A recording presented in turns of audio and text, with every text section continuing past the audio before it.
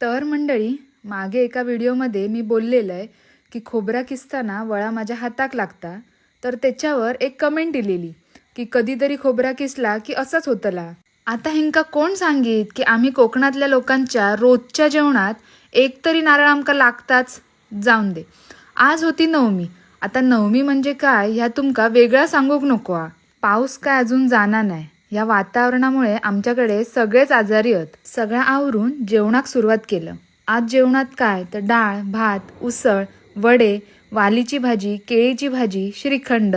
आता पितृपक्षात हे श्राद्ध कशाक केले जातं तर पितरांका संतुष्ट करण्यासाठी आणि त्यांचे आशीर्वाद मिळवण्यासाठी.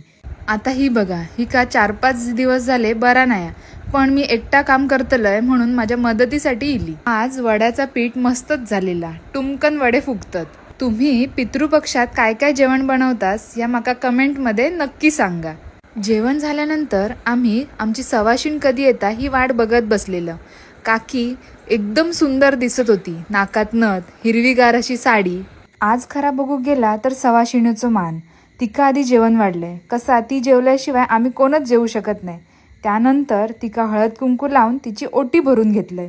काकी माका विचारत होती की मी साडी कशाक नाही नेसलंय, पण कसा प्रिशाचा बघूचा, जेवण बनवूचा ह्या काय माका साडीत जमला नसता. ओटी भरून झाल्यानंतर सगळ्यांनी तिचे आशीर्वाद घेतलं. त्यानंतर आम्ही जेवक बसलो. तर असं होतो आमचो आजचो दिवस.